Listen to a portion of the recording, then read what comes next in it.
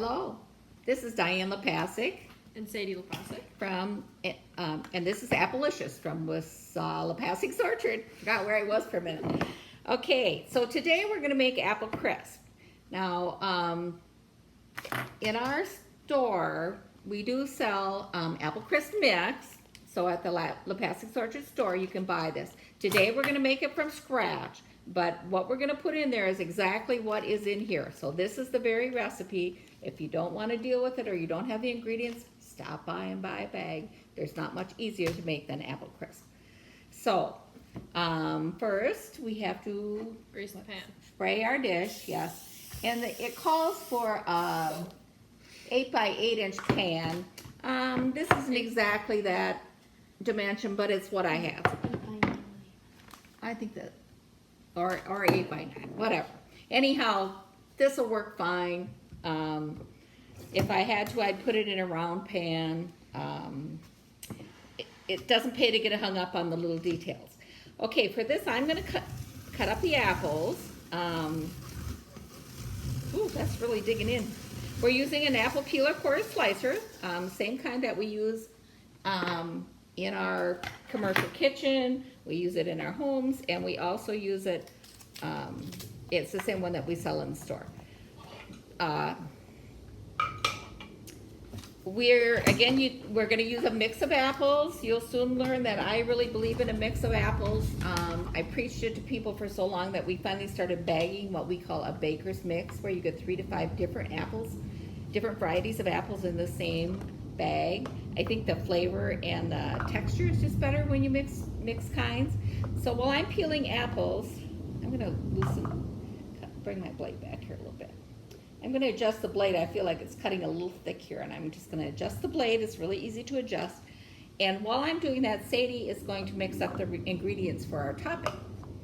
So, Cedi, could you tell them what you're going to put in there? The first ingredient's a half a cup of brown sugar.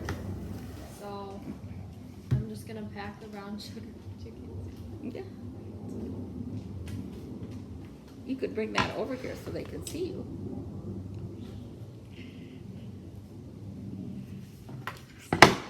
Whoops. Okay, so I've got my brown sugar. And then a half a cup of flour.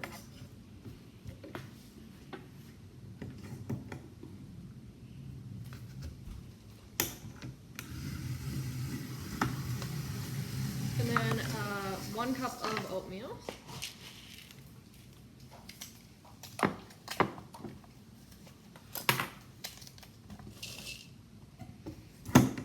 Three-fourths a teaspoon of cinnamon.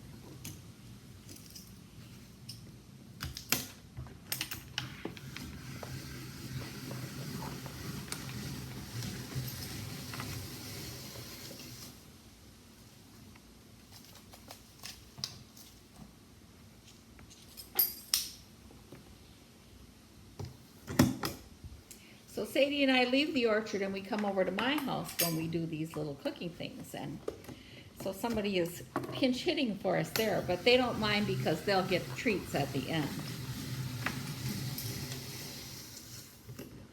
And I'm just going to put in 3/4 a teaspoon of nutmeg. I just break these circles apart a little bit when they come off the peeler so I can mix them up in the pan. And then I just mix the ingredients together. So that now would be all the ingredients that would come in your bag if you buy the apple crisp bag. Is that correct, Cedi? Yes. I believe Cedi helped make these baking mixes this year. I did. Probably preheat them. Oh, yes. What temperature do we need? 375.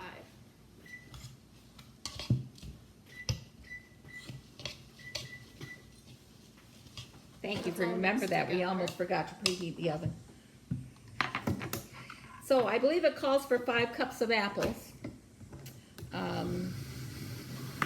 which I believe is about a 1/4 pack bag. If you buy them by the bag, you get a 1/4 pack bag. We don't bring bags home here because that'd be a waste of bags. We go through the apples that are gonna end up in cider eventually because they have a minor defect or whatever, and I just bring a variety of those home with me, and that's what we cook with here. So I'm gonna add 1/3 of a cup of butter.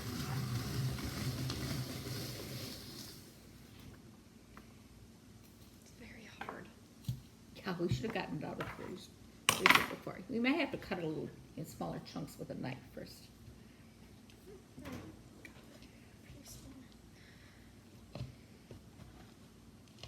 I didn't take butter out of my fridge before I left home this morning, so. I think that's exactly 5 cups of apples right there. Looks good to me. If you put a few extra apples in there, it's really not gonna hurt anything. We always like our desserts very appley. Because, you know, that's, although the brown sugar and the oatmeal are really good, the purpose is apples.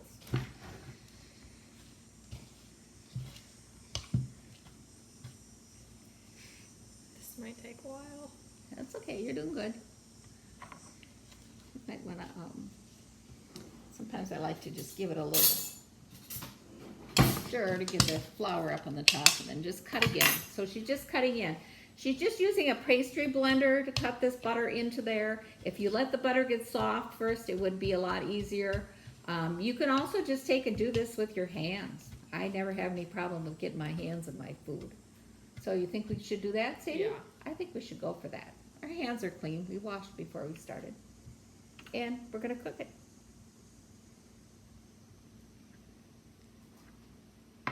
So yeah, just squeeze the butter into it.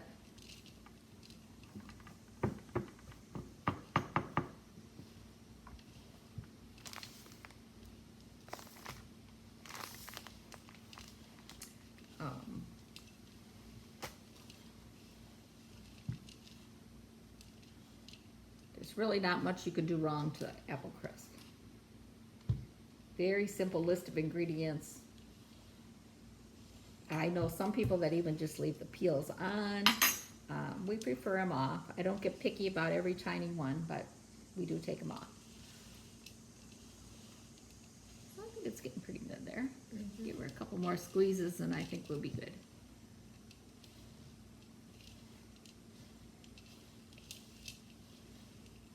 Okay, so then it'll kind of look like this. It's still got some lumpy pieces in there, but it's kind of scrunched together. It's just all mixed up together. We're just gonna sprinkle it right on top of the apples.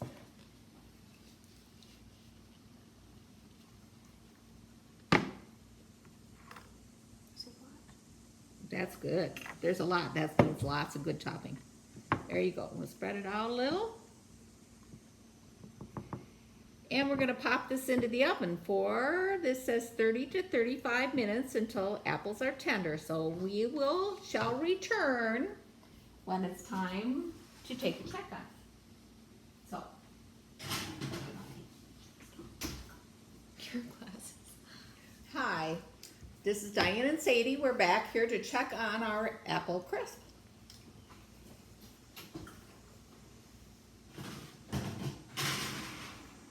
It's been in the oven for about half an hour, about 30 minutes. I looked at it about 5 minutes ago. I said it's not ready yet. Could you give me that cutting board so I can put it under here? I don't want to set this on my countertop. I want the cutting board. So I'm going to say it's still not ready. I like to see, I think the topping should be browner than this. Also, I like to see the apples starting to juice up. They're getting really tender in there. I don't think it's long, but we're gonna give this another 5 minutes. So,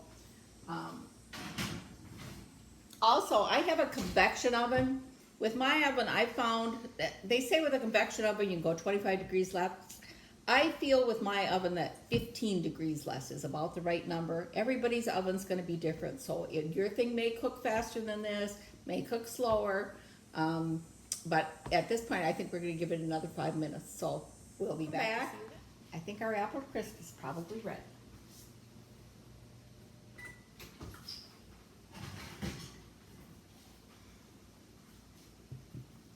There.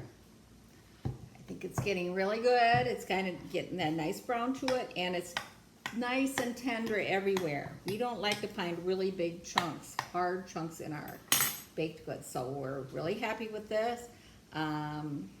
Maybe we'll have a little testing at the orchard this afternoon, and then we can see what the family thinks of it. Because they are out working so that we can bake this morning. So, okay, done for now.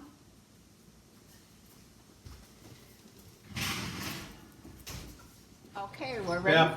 Ready for the official tasting Move your of the fork. apple crisp, which we have to do before Pip steals it.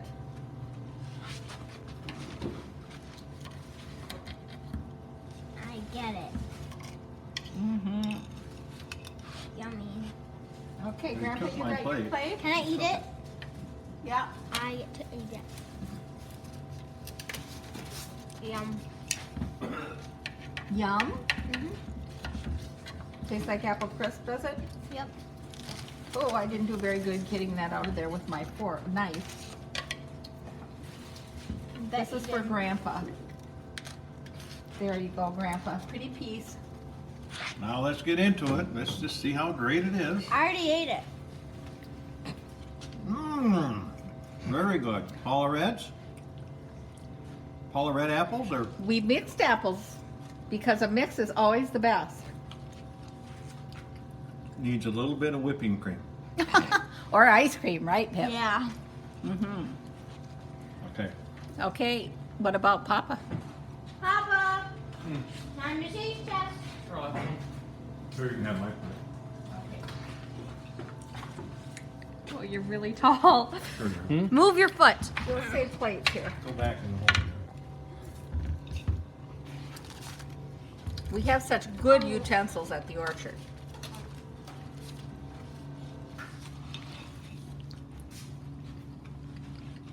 Very good.